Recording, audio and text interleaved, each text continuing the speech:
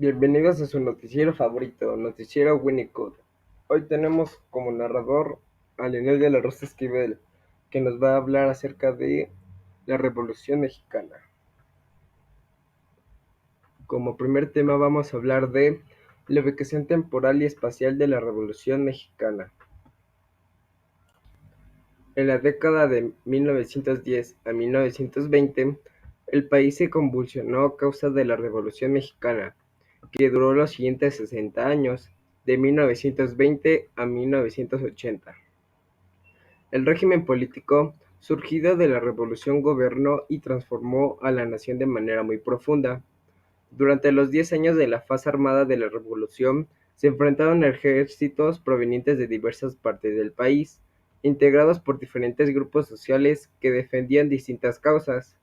Por ejemplo, los zapatistas y villistas eran en lo fundamental campesinos que combatían por una mejor distribución de la tierra, mientras que los constitucionalistas estaban dirigidos por políticos y personas de la clase media, apoyados por los obreros de las ciudades.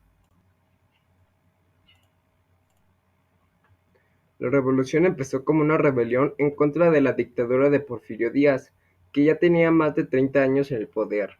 El movimiento fue liderado por el intelectual y teorista político Francisco I. Madero, que con su lema "Sufragio efectivo, no reelección", cristalizó el descontento alrededor del país en contra del dictador Díaz.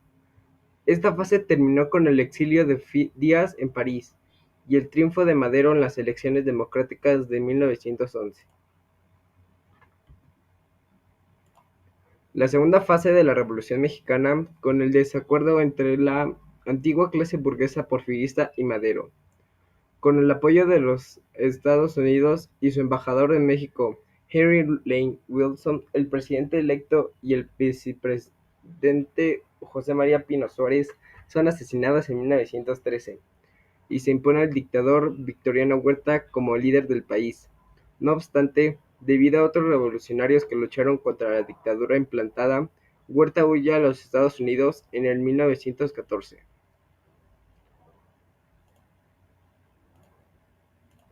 Después de estas dos fases, la revolución se convirtió en una revolución social con Emiliano Zapata en el sur y Pancho Villa en el norte, luchando por causas sociales como una reforma agraria, justicia social y educación. No obstante, ambos revolucionarios tuvieron que hacer compromisos sociales con los revolucionarios liberales constitucionalistas como Venustiano Carranza y Álvaro Obregón.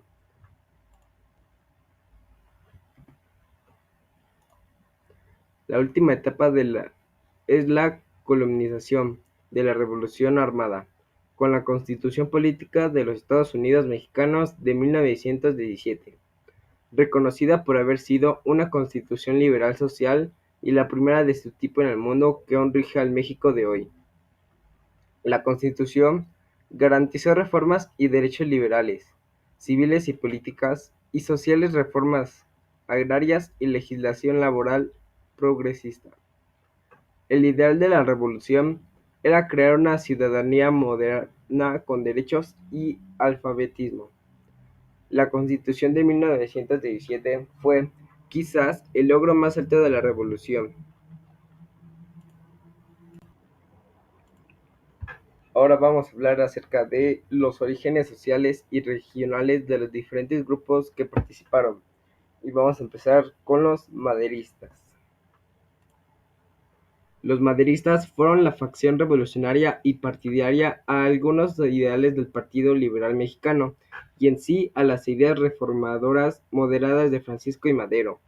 Al principio de la revolución, la mayoría de los combatientes estuvo a favor de estas ideas ideológicas moderadas, y no tan anarquistas como las de Ricardo Flores Magón, aunque este tenía una visión más amplia de lo que una revolución en realidad era. El maderismo fue el primero de los movimientos que formaron la Revolución Mexicana. Fue dirigido por el empresario y político Francisco I. Madero entre 1909 y 1910. Su objetivo principal era lograr la regeneración democrática de México a través del sufragio efectivo, no reelección de los funcionarios públicos. La trayectoria de Madero tuvo su inicio en San Pedro de las Colinas, Coahuila, una población dedicada principalmente al algodón. San Luis Potosí fue una de las ciudades clave de su recorrido, ya que ahí concretó las bases del Plan de San Luis. Ahora vamos a hablar de los villistas. De origen mayormente campesino, los villistas no tenían ambiciones políticas, lo que más les interesaba era el cumplimiento del plan maderista, en lo que el reparto de tierras se refiere. Controlaron Chihuahua, Zacatecas, San Luis Potosí, Colima, Aguascalientes, Querétaro, Coahuila, Estado de México, Guanajuato y parte de Jalisco. Este movimiento se identificaba mucho con el zapatismo de Emiliano Zapata, por lo que en la Convención de Aguascalientes, al lograr mayoría, obtuvieron por un tiempo el control del país. Ahora pasamos a zapatistas. Los zapatistas fueron la facción partidaria e ideológica de la Revolución Mexicana que se identificó y lideró por el general Emiliano Zapata y sus ideas agraristas. Exigían la revolución social, la devolución de tierras y propiedades usurpadas y la aplicación del Plan de Ayala. De cualquier forma, el ejército zapatista fue la fuerza más importante y representativa de la revolución en el sur, y Zapata dio al movimiento un claro objetivo político: la promesa de la restitución de las tierras.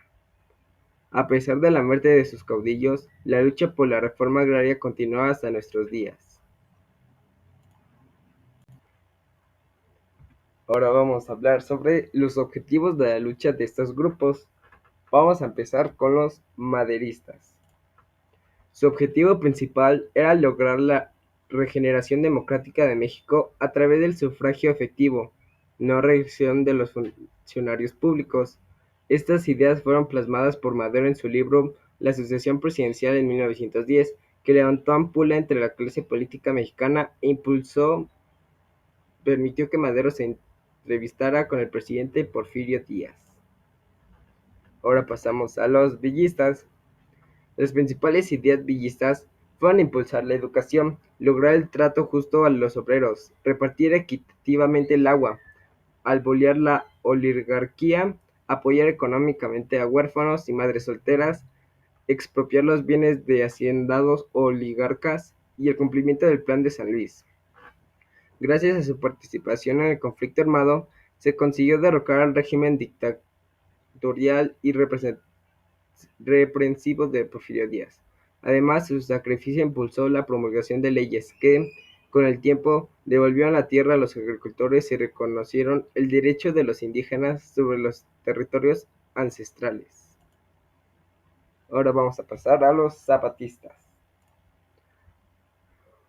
El zapatismo fue el único movimiento de la Revolución Mexicana que realizó una profunda reforma agraria, en la que los pueblos campesinos recuperaron la tierra y el uso de sus recursos naturales, y los defendieron con las armas en la mano, tal y como la establecieron en el artículo 6 del Plan de Ayala. La defensa de derechos colectivos e individuales que han sido negados históricamente a los pueblos indígenas mexicanos, la construcción de un pueblo modelo de nación que incluya la democracia, la libertad y la justicia como principios fundamentales de una nueva forma de hacer política. Vamos a pasar por último a la importancia de la lucha revolucionaria en nuestra entidad. La Revolución Mexicana es uno de los hechos históricos más importantes de México, ya que este conflicto marcó historia del país tanto en el rubro político como el económico y el social. Este conflicto comenzó en 1910 como una lucha para derrocar a Porfirio Díaz del poder. Sin embargo, derivó en una guerra civil entre fracciones que luchaban por distintos derechos políticos y sociales, la cual terminaría casi 10 años después y dejaría una nueva constitución que es la que nos rige actualmente.